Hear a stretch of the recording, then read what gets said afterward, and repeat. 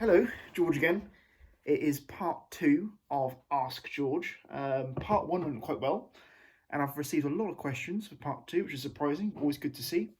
So I am going to answer some of your questions. Let me just adjust the camera so it's a bit more upright, so I'm not crouching down all the time. Brilliant. So I've got the questions here, so let's have a look and jump straight in. Cars_Harley has asked three questions. No problem with that. More questions the merrier. Question one: if you didn't have your Ferrari, what would you drive? Good question, because at that sort of price bracket, it does open up to a lot of different cars. And I think if it wasn't the F430, which was just, I wanted a Ferrari, so it had to be that, it would have probably been a V12 Vantage S, a Sport Shift V12 Vantage S would have probably been the car that I would have got in like a silver or grey colour, because you can buy those now for 80, 90,000 pounds, and they seem like really good value on the market. So that's probably what I would have got if I didn't have the F430. Second question from Cars_Harley is £250,000 budget. What car would you get? I've always found that to be a bit of an odd budget, because it's not quite in the super realms of the really tasty stuff like F40s and things, but it's also way above the realms of a lot of cars I'd like to buy for sort of the £100,000 to £150,000 price bracket. Things like 599s and things like that. So £250,000, what car would I get? If it was a pre-owned car, it'd probably be something like I don't know if you can get a Speciale for as little as that yet, a 458 Speciale. So I'd probably have to relook at Auto Trader and try and find an answer for that. But if it was brand new, it'd be probably a DBS Superleggera, because you can actually buy them in showrooms for much less than £250,000. They sort of start on the road at about 240 for spec'd up cars in showrooms available. So if I get like a blacked out black on black DBS Superleggera, I couldn't think of a more complete car that you could get for that sort of budget, especially a brand new one with 5 years free servicing and things like that. So that probably be my answer for that question. And your third question, Cars_Harley, is how long are you going to keep your Ferrari for? I don't know. As long as I can. It is financed, so there is a specific term on that, but I plan to refinance that at the end and just keep the car as long as I can. I like to do some trips in it and things, so several years, hopefully. Mr. JWW98 has asked, what are Ferrari ownership costs and servicing costs and known issues with the F430, and have you had any problems so far? So ownership costs with an F430 is not amazingly expensive, otherwise I couldn't afford it. Things like insurance is obviously going to be expensive. I pay, I think it's just under £2,000 to insure my car every year. The tax is in the highest brackets of £570 a year road tax on that car as well. Other than that, the only other ownership cost, like you say, is servicing. A service on an F430 is annual. I believe it's around £800 to £1,000 for what they call an annual service, but there's always the things that need to be done. So I'd always budget at least £1,500, £2,000 every time you service the car. Thankfully, my car had the major service done, or the 40,000 mile service, just before I bought it. So that was done by Dick Lovett, and I believe that came out £5,500. So yes, they can be very expensive service, but thankfully the big service on my car has just been done. Known issues with F430s, I'm sure there's a list, but the only two ones I was told to look out for is the rear tail lights have a very flimsy sort of plastic clip that holds them in place, and they're just known to sort of break because they're quite brittle. So I've heard of stories of people coming into the garage or coming back from a drive out with no tail lights in their car, which I'm sure can be quite expensive. Best way to check is if you just wobble the tail lights in the housing. If they're loose or make a clicking sound, they're about to break, or you've probably already broken them by checking them. So that's one fault I was told about, and the other one is the manifolds. So the exhaust manifolds tend to crack. I'm not sure quite what causes it, whether it's a poor metal that's in the exhaust manifold, whether it's heat cycles or something that damage it, and it just wears down. But if you turn over an F430 and just listen to it ticking over, if it's making like a blowing sort of like overly loud, uneven sound, it probably means the manifolds have gone. And the danger with that is it might take metal into the engine, and then obviously that's very expensive. So manifolds is a popular thing to look for in F430s because they just crack. My car, thankfully, doesn't have any sort of untoward sound from the exhaust, and I believe the fix at a dealer is to get replacement manifolds, which can be thousands of pounds. Some places like DK Engineering, they do a fix so they can sort of weld the exhaust manifold, and that's like pretty much like a permanent fix. I don't know if my car's had a replacement manifold, probably, maybe, I don't know. But at the moment, it hasn't got a problem, and hopefully it's not a problem I have to face. And have I had any problems so far? No. The only thing I've had with the car is a battery. So the car needed a new battery because it had a few warning lights on, like tyre warning light and traction control warning light and ABS warning light. A lot of those things inherently come from a low voltage being maintained in the battery. So a new battery in the car is absolutely fine. I've had no issues with my car in the 7 and a bit months I've owned it. No issues at all. It's been brilliant. I've done, and as long as I haven't driven it, I've done how many miles on it? 3,000 miles, 4,000 miles as well, and I haven't had one issue. Paul_Berry1, music question. He's asked, what rock songs have an easy lead? I've been a drummer for years, but only just getting into guitar. Easy lead in terms of chords, you can't go wrong with something like AC/DC, because most AC/DC songs are sort of, they're great to play because they're good fun, but they revolve around sort of 3 or 4 key chords, usually like an A, a G, and a D. And as long as you've got the changing between chords nailed, that's really easy to play. Something like Highway to Hell or Back in Black, I'd recommend if you're looking to play lead guitar for guitar solos. Is there an easy guitar solo to play? Yes, try Free, All Right Now, classic 70s rock track.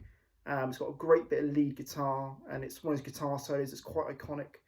And it sounds complicated, but if you actually watch someone play it on YouTube, which is how I learned guitar, I can't read tab, I can't read music. It's actually quite straightforward. It's all in like a pentatonic scale, so give that a try. So for chords and stuff, AC/DC, Highway to Hell, I'd say. And for easy lead solo guitar, Free, All Right Now is probably what I'd recommend. He's also asked a couple more questions. Again, good questions. Can we have a look at your guitar collection? I do have a guitar collection. I'll probably do it on a separate video because it would take me forever to walk around it. So, but yeah, happy to do that. What's my favourite band? AC/DC is my all-time favourite band. Been lucky enough to see them twice. If it wasn't AC/DC, I'd probably say my favourite band is Rammstein, the German sort of metal group that've been around since the 90s. They're probably one of my favourite bands as well. Hopefully it's going to go and see them this summer, but I think that gig's been cancelled because of the outbreak. But hopefully I'll get to see them very soon once they come back on tour. And if you could take your Ferrari anywhere in the world, where would you go? I would love to do a European trip. So I think end destination would be Monaco. That would be the dream. So Monaco, park up in the harbour, be fantastic. And he's also asked, what's your personal favourite car for £10,000? £10,000, 2 cars spring to mind. For something entertaining to drive, a Renault Clio Williams, because it's a great car.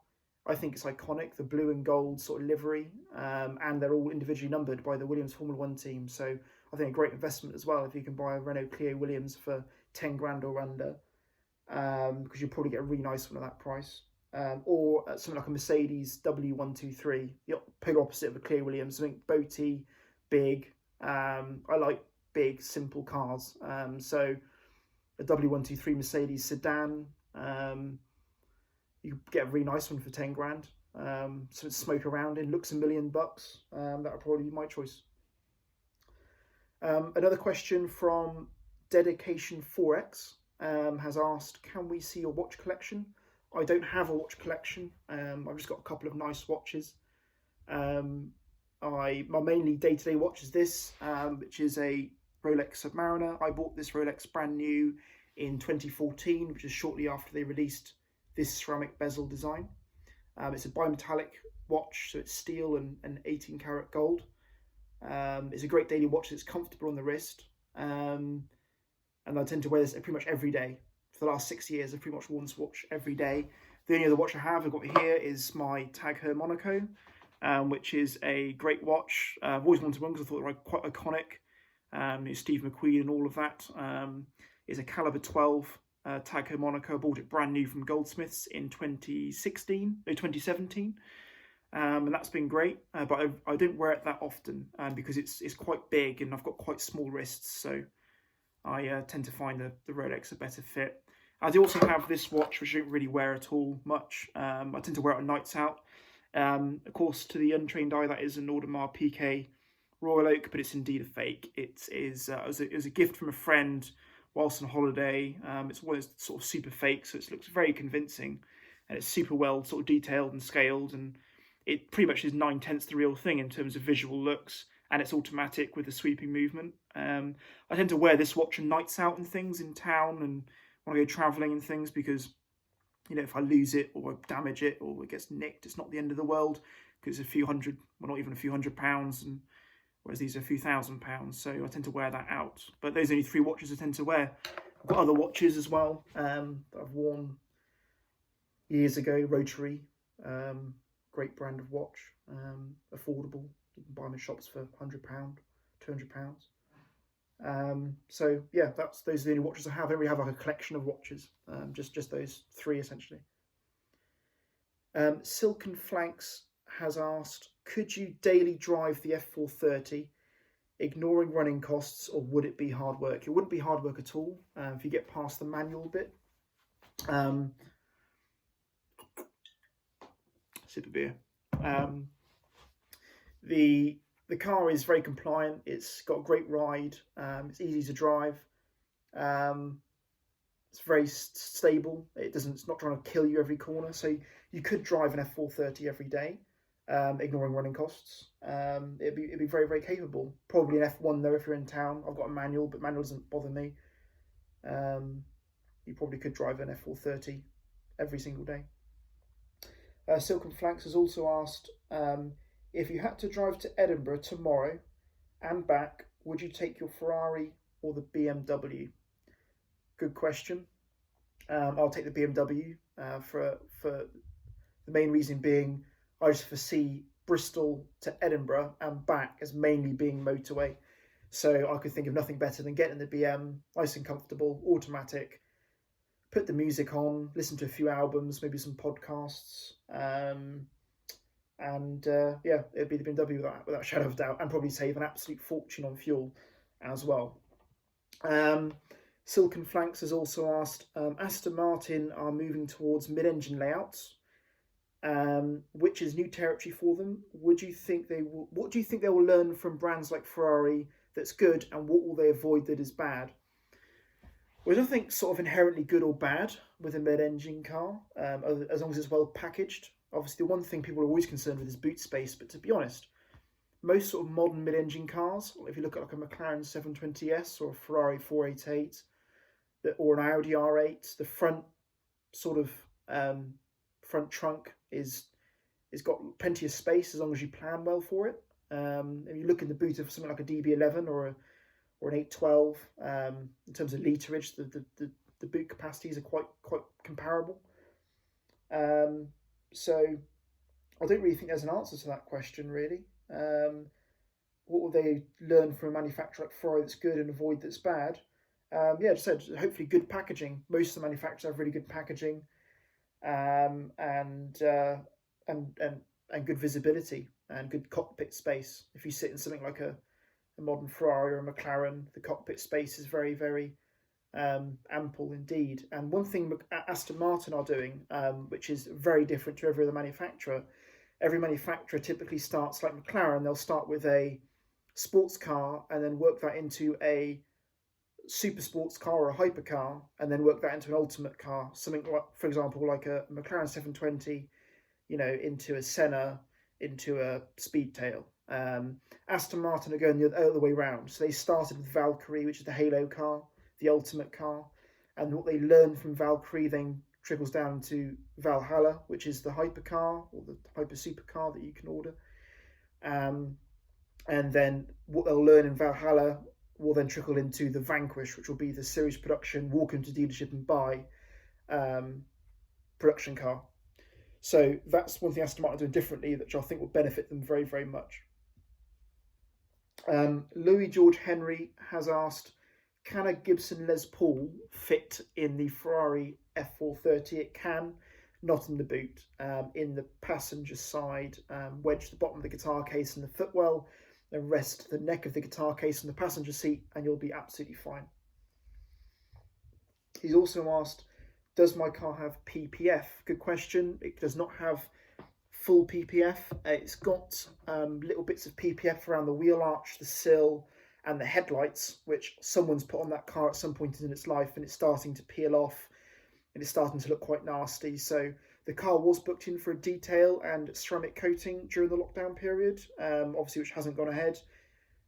So once this is all over, I'm going to be looking at getting it back for a detail and having that PPF probably removed and maybe replaced. So if there's any good ideas about PPF, then message me. I'll be happy to hear about them. Cars Are My Ting has asked, who will I support in the 2021 Formula One season? Aston Martin or Ferrari? Good question. I'm not a massive follower of Formula One, but following the Netflix series Drive to Survive, I've been really getting into it. So I would like to really closely follow this season of Formula One, which unfortunately is kind of blown up because of COVID-19. All the races are either inevitably postponed or cancelled. But who would I support in next year's season, 2021, Aston Martin or Ferrari?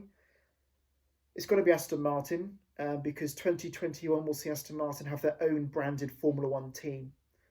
So at the moment, obviously, we're Red Bull Racing Aston Martin. Next year, it will be Aston Martin F1, which is super exciting. I can't wait for that. So I'll be rooting for Aston Martin to win in that historic period. So absolutely, hopefully we can win in 2021. Sports car _enthusiast has asked, how did you manage to find an F430 manual? Good question. I didn't actually find the car. The car found me, as strange as that sounds.